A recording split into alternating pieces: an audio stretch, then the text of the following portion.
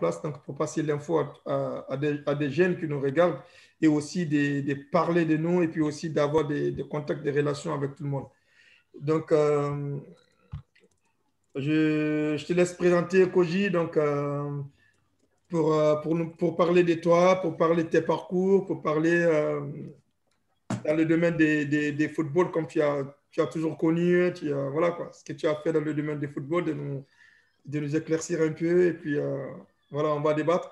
Mais par contre, dans ce débat, tout le monde peut poser la question à tout le monde. Hein. Pas de Voilà, souci, pas de voilà, problème.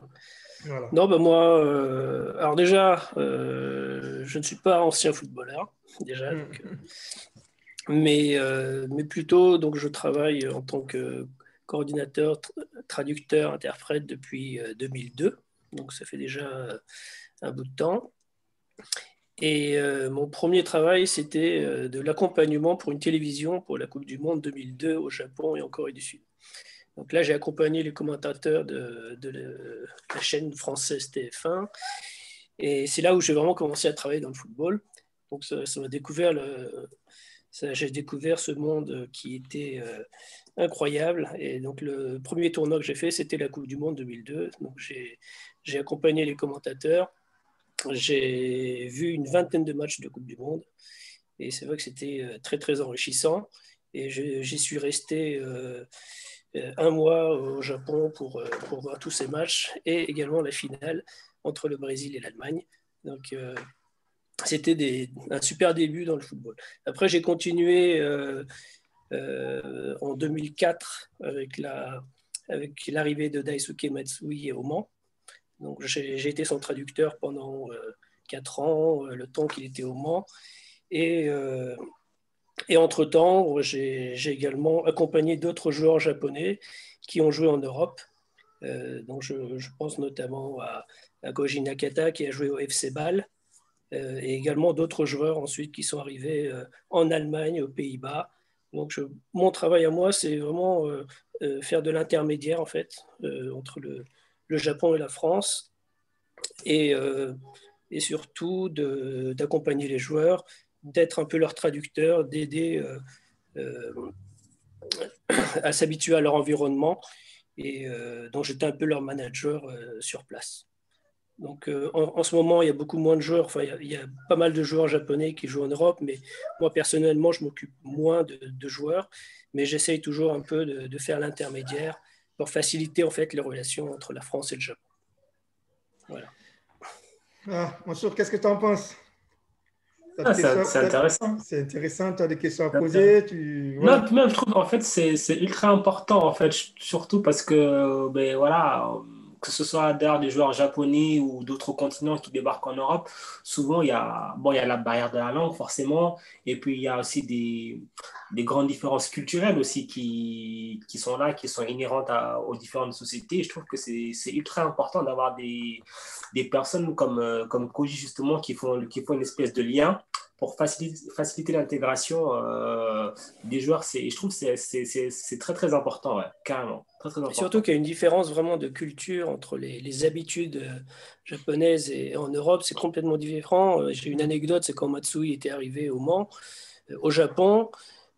Souvent le club il fait tout pour les joueurs, donc ça veut dire que bon, il nettoie les maillots, bon, évidemment, mais aussi même les chaussures, même les crampons. En fait, ce sont des gens du club qui nettoient les crampons.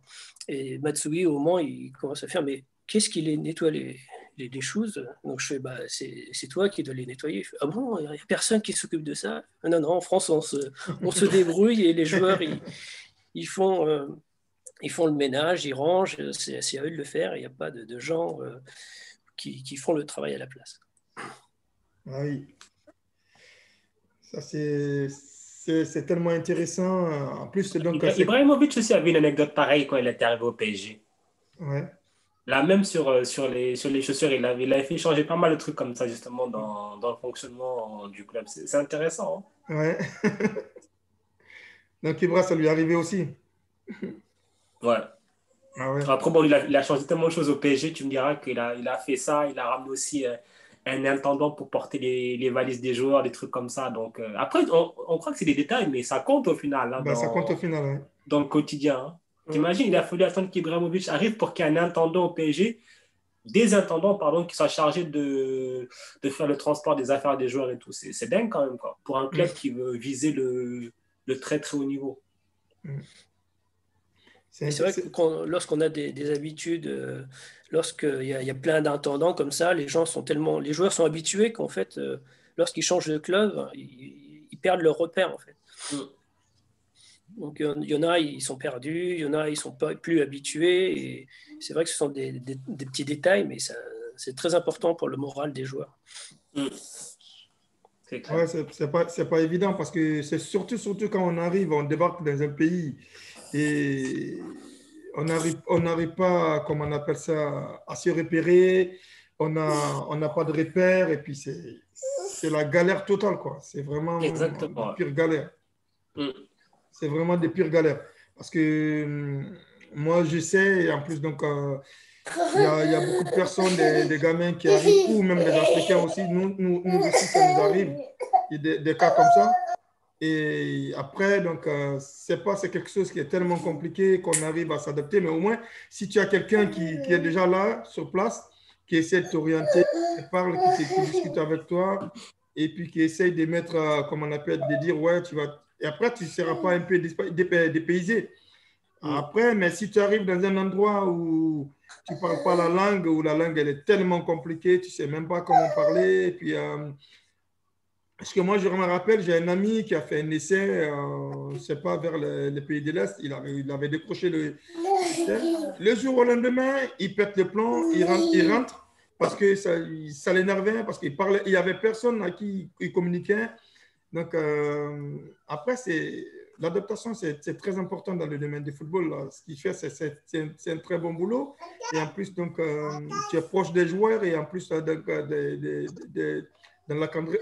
l'encadrement.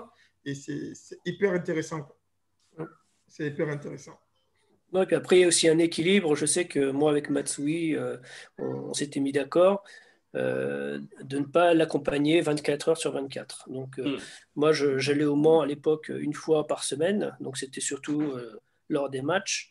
Mais le reste de la semaine, il se débrouillait tout seul aux entraînements. À l'entraînement, il n'y avait pas forcément nécessité d'avoir un traducteur. Oui, après, ça passe vite sur le terrain, voilà. Les communications, donc ça passe très vite. Le football, c'est un langage universel. Hein, donc voilà, donc c'est important qu'on ne soit pas non plus à côté de lui tout le temps, parce qu'après, les gens s'habituent à ça et ce n'est pas bon pour le joueur. C'est vrai que le fait d'y aller une fois par semaine, je voyais qu'il était de plus en plus à l'aise. Et également, surtout au niveau de la langue, ça communique plus facilement avec les joueurs. Et c'est vrai que si moi j'étais à côté de lui tout le temps, il n'aurait pas fait l'effort d'apprendre la langue. Ouais. C'est intéressant. Ibrahim, tu es là? Allô? Ibrahim? Sa vidéo est partie. Donc, Mansour. Ouais. Mon ami Mansour, comment tu vas? Ben écoute, ça va. Hein? Je sais que tu as fait plein de choses aussi. Tu peux nous orienter, nous expliquer qu'est-ce que tu as fait. Non, puis, plein de choses. Plein de choses. Pas tant que ça. Hein. Voilà. Pas tant que ça, en fait. Pas tant que ça, on va dire. Non, après, le but, c'est, voilà, en tant que, à la base, tu es jeune, tu aimes le sport, surtout le foot, tu es passionné. Tu te dis, bon, étant donné que moi, je ne vais pas faire carrière dans le foot, mais que c'est vraiment un truc qui me plaît, il faut bien trouver un truc où je pourrais peut-être, on va dire, ça pourrait être un milieu que je dois côtoyer, quoi, que je pourrais côtoyer du moins. Mais du coup, après, grâce aux études, j'ai débouché sur le journalisme sportif. Du coup, après, voilà, j'ai eu plusieurs expériences, notamment, j'ai fait quoi? J'ai fait journaliste papier, j'ai fait journaliste sur des sites internet aussi. Et très vite, je me suis focalisé, en fait, si tu veux, sur le football africain parce que, déjà, de par mes origines et aussi par ma sensibilité. Et je trouvais que, notamment à l'époque, c'était bon, il y a 10 ans en arrière, que le football africain n'était vraiment pas traité, pas traité de façon assez développée. Et puis surtout, il y avait beaucoup de choses qui étaient occultées et que c'était un traitement, je trouve, qui était un petit peu biaisé, si tu veux, dans le sens où souvent, on montrait que ce qui n'allait pas. Alors certes, tu me diras, il y a 10 ans, déjà par rapport à aujourd'hui, il y avait beaucoup de changements, mais il y a 10 ans, il y avait aussi des choses qui étaient bien, dont on ne parlait pas forcément, il y avait des avancées et tout. Et je me suis dit, ah ben tiens, il y a un vide, mais il y a un truc à faire là-dedans. Et c'est comme ça que j'ai rejoint une rédaction à l'époque, c'était afrique.com, donc avec le site Afrique Foot. Et donc voilà, après j'ai beaucoup bossé dessus pendant 5-6 ans quasiment, hein. Donc pour contribuer ben, à faire connaître les actus, les championnats locaux, les matchs des sélections, couvrir des compétitions aussi. On a couvert pas mal de compétitions, que ce soit forcément des Coupes d'Afrique des Nations, des compétitions interclubs, la Coupe du Monde des clubs. On a vraiment fait beaucoup, beaucoup de choses. Et après, au fur et à mesure, ben, j'ai découvert aussi le monde de la télévision grâce à ça, mon expérience et tout. Et voilà, quoi. Après, donc, ben, j'ai bossé un peu j'ai été intervenant sur plusieurs chaînes, que ce soit Canal, France 24 ou autres. Et après, il y a la rédaction de Stade Afrique qui m'a fait confiance. Donc là, c'était vraiment un gros bond parce que passer du web, le web c'est très bien, moi j'adore, mais à la télé c'est un autre, on va dire, Une c'est autre un autre dimension. type d'exigence. Ouais. C'est un autre délire, quoi. Les exigences sont beaucoup, beaucoup plus élevées. Et voilà, quoi. Et du coup, après, ben, c'était quoi? C'était l'animation d'émissions. Donc, pour toujours parler football africain, notamment, international aussi, mais surtout beaucoup africain.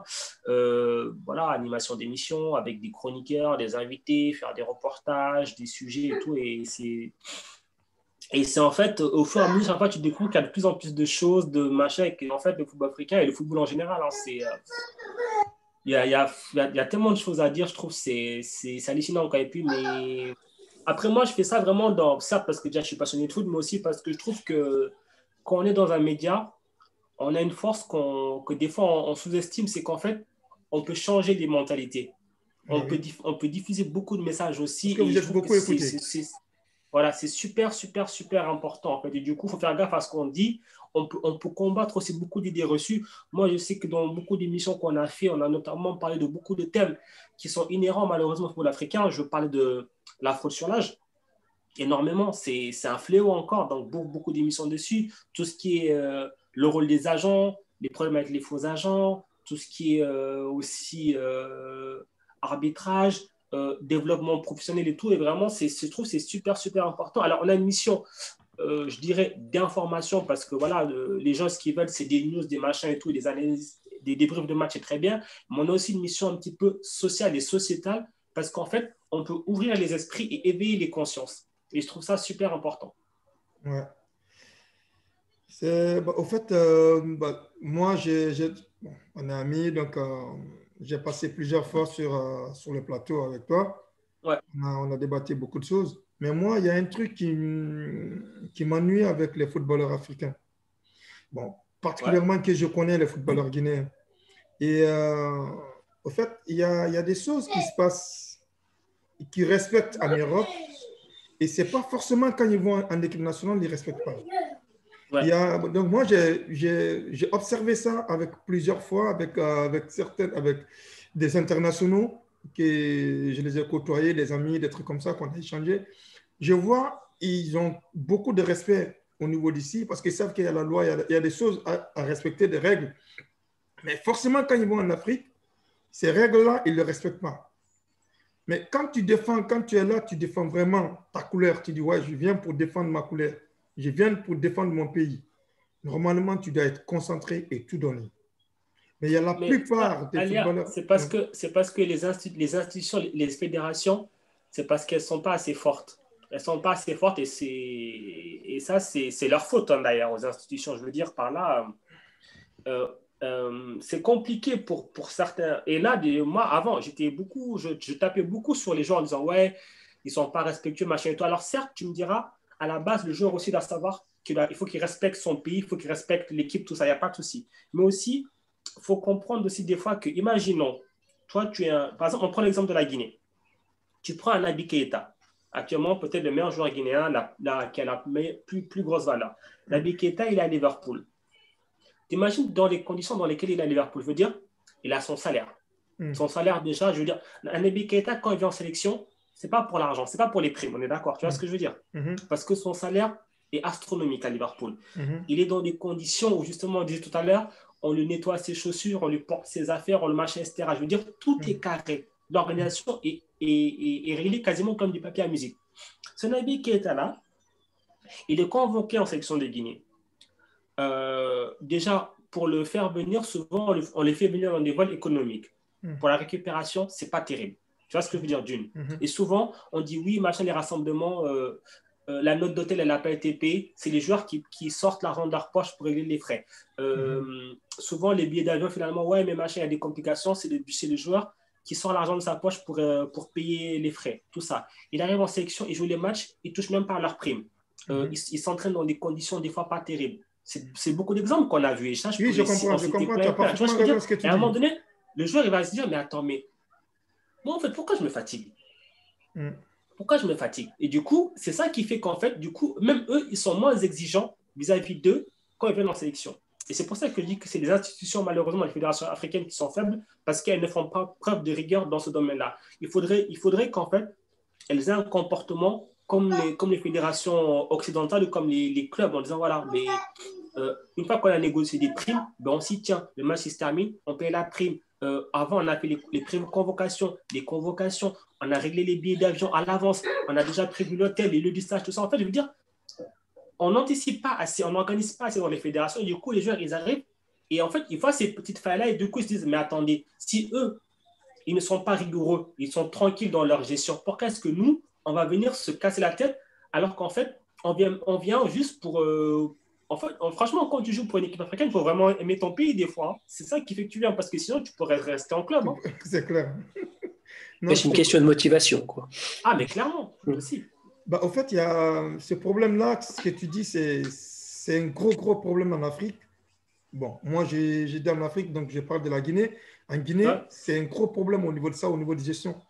Et chaque fois, je ne peux pas généraliser tout le monde parce que je ne suis pas dedans, mais ce que moi je vois, ce que j'entends par rapport à des gestions, comme tu dis, par rapport à des gestions des joueurs, par rapport à l'organisation, c'est catastrophique.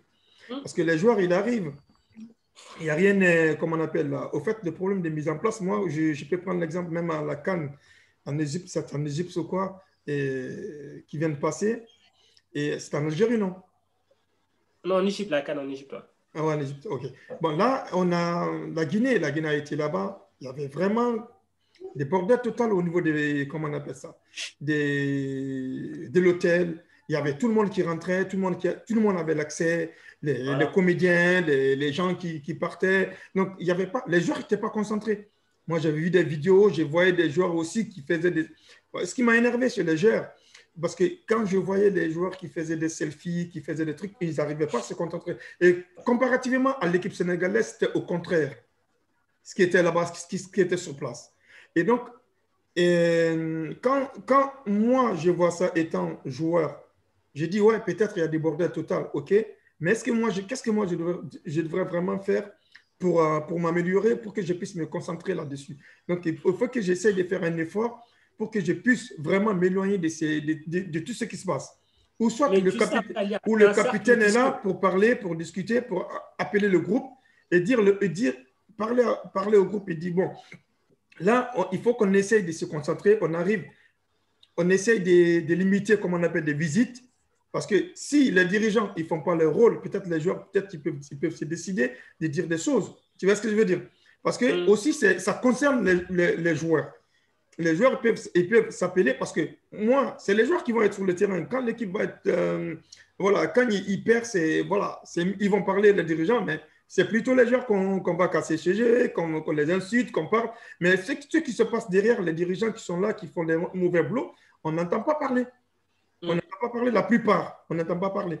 Et là, ces joueurs-là, c'est pour ça que moi je dis, la responsabilité des joueurs est très, très importante. Et ces joueurs-là peuvent s'appeler entre eux, c'est surtout les professionnels.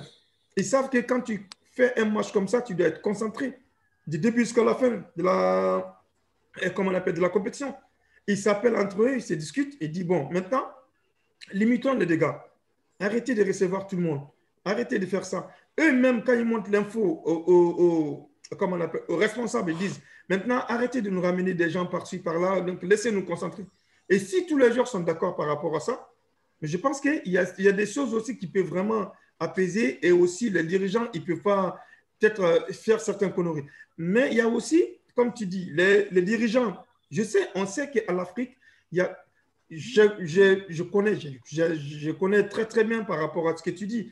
Les joueurs les Pascal Fendineux, ils l'ont fait, les Massaré, ils l'ont fait en Guinée. Ils arrivent à l'hôtel, l'hôtel n'est pas payé. Ils ont payé comment on appelle, les primes des matchs, il n'y a pas de primes des matchs. Et voilà. Et donc, donc ces joueurs-là, ils étaient là, mais ils ont payé ça mais c'est vrai, ça ne motive pas. Mais à l'époque, leur époque, c'était des gens ils savaient ce qu'ils attendaient. Ils savaient quand ils vont arriver en Guinée, ils s'attendaient à tout. Parce que quand tu viens en Afrique, pour jouer pour le football africain, il faut t'attendre à tout. Samuel Eto'o, il a dit. Ils arrivaient deux fois, donc il n'y avait pas de prime, il n'y avait pas de fois, même c'est eux qui payaient.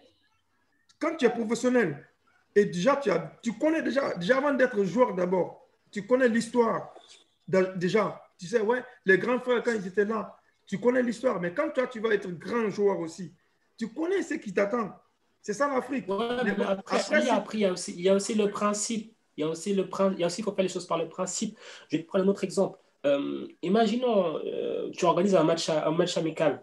On te dit, ouais, machin, c'est telle sélection qui t'a invité, ils vous ont payé telle somme, et du coup, vous allez avoir telle prime et tout.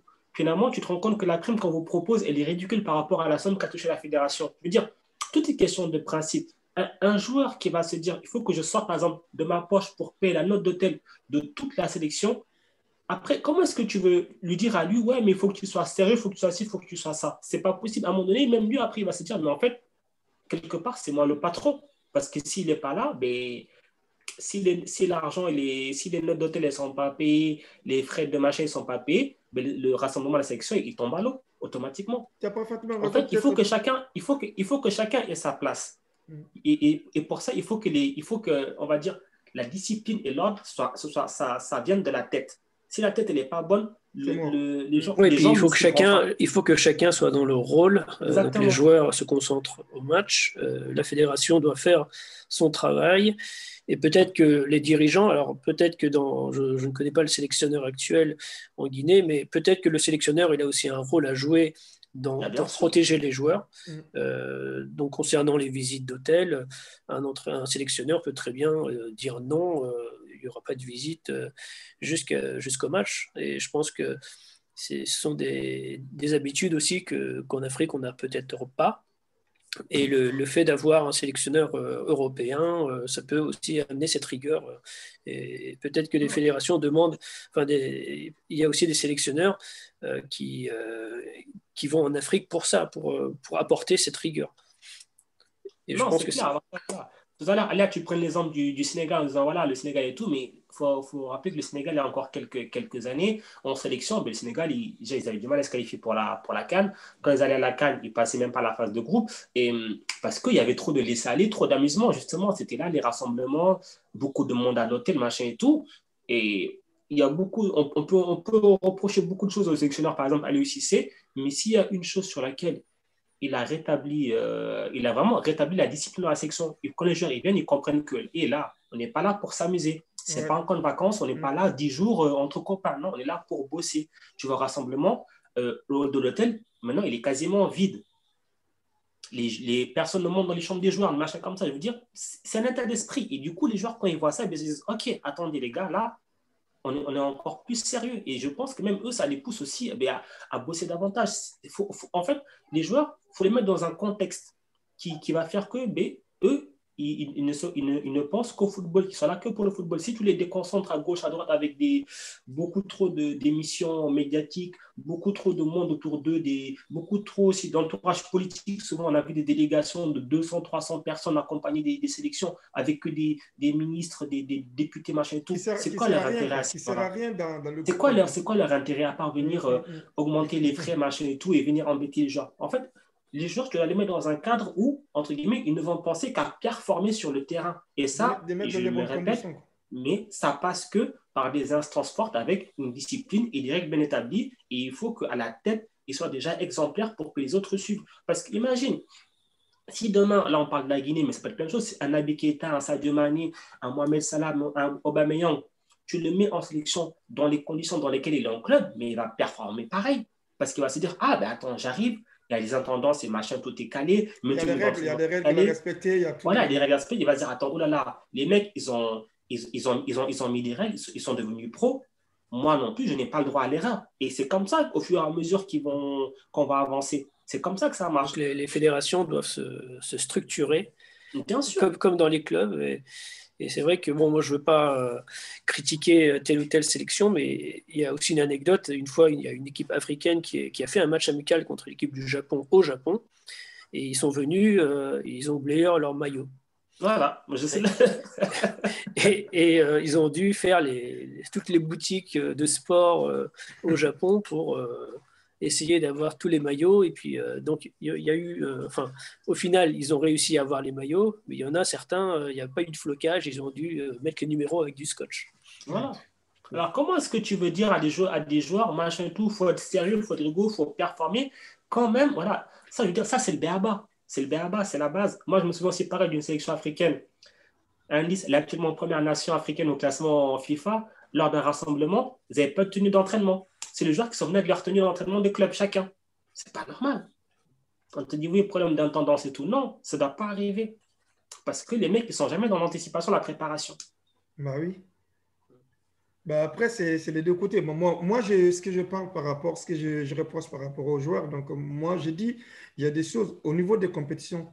Quand ils arrivent au niveau de compétition, il y a des choses, quand on voit que les responsables, ils n'arrivent pas à gérer certaines... Parce qu'il y a beaucoup de responsables aussi en Afrique qui ne connaissent même pas le football, qui sont dans le domaine du football, qui gèrent le football, qui ne connaissent rien dans ce domaine. Donc, dans tout, il y a des règles à respecter, ils ne savent même pas. Ils sont là parce qu'ils sont nommés par le président ou voilà, par tel. Donc, voilà, ils ne connaissent rien dans les règles de football. Donc, tous ceux qui sont autour, donc voilà. Et moi, c'est pour ça que je parle aussi par rapport à la responsabilité des joueurs. C'est surtout le capitaine et l'entraîneur. Et le capitaine, parce que lui, il connaît très bien l'Afrique, parce que même si c'est un entraîneur français qui arrive ou autre pays. Et donc, moi, je dis, le capitaine peut appeler le groupe. Il appelle l'entraîneur, comme Didier Drogba, il faisait quand il était à sélection ivoirienne. À un moment, il prenait les choses en main. Et donc, tu appelles le groupe. Tu appelles le groupe, tu prends les choses en main. Tu essaies de discuter avec le groupe. Tu essaies de mettre les choses. Parce qu'au fait, vous êtes en compétition. C'est ce que j'ai dit, vous êtes en compétition. Parce que si vous vous focalisez avec tous ceux qui sont en haut, là, vous êtes en compète. Vous êtes en compète. Vous vous focalisez avec ces gens-là, vous vous concentrez avec ces gens-là, mais vous allez nulle part. Vous allez nulle part et tout va couler. Tout va s'écrouler. Mais c'est pour ça, moi, je dis, donc, il y a des moments où on sait que c'est compliqué, c'est des choses qui sont vraiment compliquées.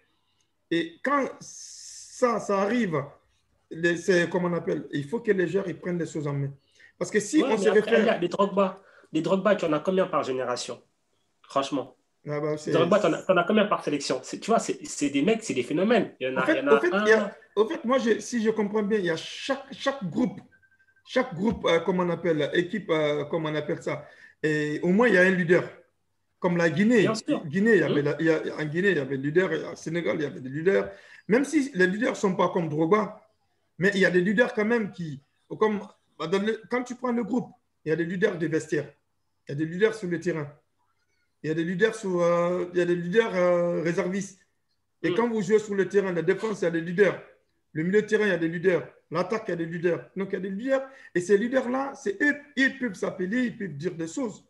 Dire, bon, maintenant, ce qu'on va faire, essayons de mettre les choses en place. Donc, voilà, discutez entre vous. Mais si au moins, il n'y a personne qui prend ça, ou soit des minorités qui prennent, et les autres qui disent non, on s'en fout. Et après, c'est des choses qui peut jouer encore au niveau de groupe, qui peut déstabiliser l'équipe. Parce que moi, c'est pour ça que je dis, quand ils arrivent en équipe nationale, ils doivent conjuguer les mêmes verbes. On s'aime, on ne s'aime pas, vous allez conjuguer les mêmes verbes. Et vous savez déjà ce qui vous attend. Parce que si vous arrivez en sélection, en équipe nationale, on sait qu'il y a tellement de bordel total au niveau de l'administration. On est prêt pour affronter. Tu vois ce que je veux dire? Je sais qu'après, c'est quelque chose qui est tellement difficile, comme tu dis. Donc, le mec qui arrive à Barça ou qui arrive à Liverpool, des trucs comme ça, qui est tellement bien accueilli, des trucs comme ça. Et quand tu arrives dans ton pays, après, voilà, il y a la cata. Ça comprend. Moi, je comprends tout ça par rapport aux joueurs aussi. Mais ce n'est pas quelque chose qui, dans les deux côtés, ce n'est pas quelque chose qui est facile.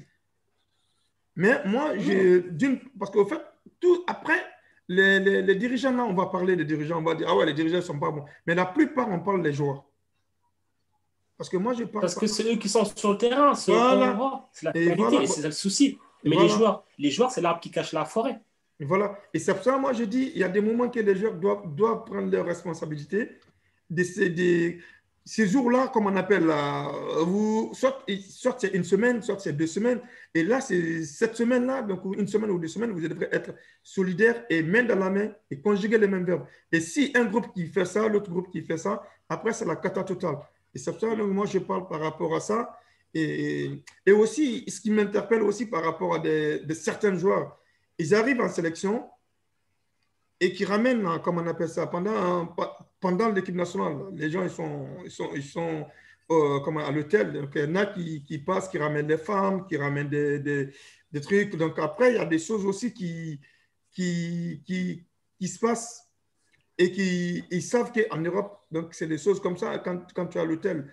Et comme on a le coach, il connaît, parce Ça, que quand c'est tu es un à l'hôtel problème Ibis, ça, c'est un problème de mentalité et de Oui, et puis il n'y a pas, responsabilité il y a exactement, pas que les exactement. équipes africaines. Je sais C'est qu'il y a, ça. il y a des équipes européennes, ils font pareil. qui Il le y a des joueurs qui ont font. été Mais Mais c'est ça. sélectionnés dernièrement. C'est Voilà, pareil il y a pour. eu le cas de l'Angleterre avec Foden et Greenwood. Voilà, je Et je veux pensais dire à ça, eux. bon, tu peux dire erreur de jeunesse, tu peux dire machin et tout. Après ça, je pense que c'est un problème de mentalité individuelle. Je veux dire, quelqu'un qui n'a pas compris que mais en sélection, on ne viole pas les règles du confinement, mais c'est pas la faute là, pour le coup, c'est pas la faute de la fédération, c'est pas la faute des coéquipiers, C'est la confiance aux c'est sa joueurs. faute à lui tout seul. Bah, C'est juste voilà. que lui, il a pas compris certaines exigences. Et c'est Voilà. ça, malheureusement, entre guillemets, on n'y peut rien. C'est un peu fataliste ce que je dis, mais c'est la réalité. S'il n'est pas assez intelligent pour comprendre non, mais non, on ne ramène personne pendant un rassemblement, on ne fait pas ça, on ne fait pas ça, on ne fait pas ça, c'est que, gars, tu n'as rien compris. T'as Après rien aussi, compris.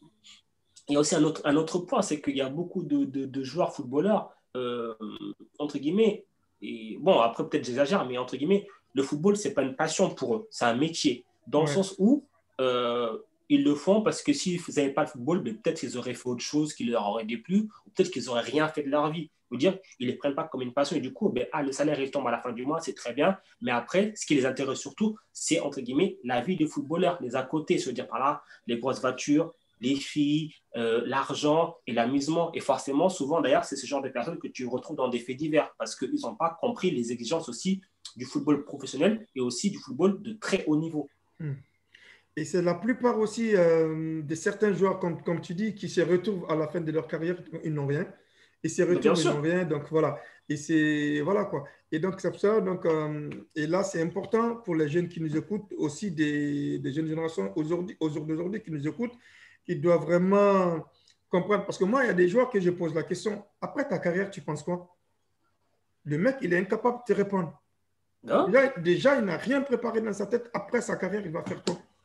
C'est aussi pour les joueurs qui gagnent un très, très gros salaire et qui dépensent tout, qui mettent pas de l'argent de côté aussi. Il y a beaucoup de joueurs comme ça, ils réalisent pas que leur vie de footballeur dure, je sais pas, 10 15 ans. Mm. Et Quand on va au bout, sauf sans ouais, blessure. voilà. Et donc, il y en a, leur carrière peut s'arrêter avec les blessures. Mais c'est vrai que dans la tête, il faut toujours avoir qu'est-ce que je veux faire plus tard, après ma carrière. Est-ce que là, je peux mettre de l'argent de côté? Je dois mettre de l'argent de côté. Et c'est vrai que est-ce que tout ça, tous ces petits détails, tous les footballeurs l'ont, ça m'étonnerait. Non, Il y a, non, Malheureusement. il y a d'ailleurs, aussi, il y a aussi, comment on appelle ça, l'entourage. L'entourage, ça compte beaucoup. Ouais. Surtout, beaucoup de footballeurs, c'est l'entourage. Mais moi, ce que j'ai envisagé aussi par rapport à certains joueurs que je connais qui vont passer que je l'ai vu évoluer, au fait, quand ils ne signent pas le contrat pro, quand tu leur parles, ils t'écoutent très bien. Mais une fois qu'ils signent leur contrat pro, et donc ils essayent d'écarter les gens qui ont vraiment l'influence sur eux. Donc, ils essayent d'écarter ces gens-là. Et donc, c'est ça qu'ils font. La plupart des footballeurs, moi, les footballeurs que je connais, que je vraiment côtoie, la plupart, ils cherchent à éloigner les gens qui sont vraiment influents sur eux. Et maintenant, ils se remettent avec les gens, comme on appelle ça, et des personnes à qui, ou soit ils disent, comme on dit chez nous, mon petit, mon grand, mais en fait, la personne qui n'a pas d'influence sur lui. Tu vois ce que je veux dire? Donc, quand il a envie de faire quelque chose, donc cette personne-là peut rien faire, peut rien lui dire. Et donc, mais il n'a après, pas Alia, tu d'influence sur sais, lui. des fois, je pense même pas que ce soit volontaire. Tu sais, il y a un facteur important qui rentre en jeu à ce moment-là, c'est la puissance financière. Je veux dire par là, un,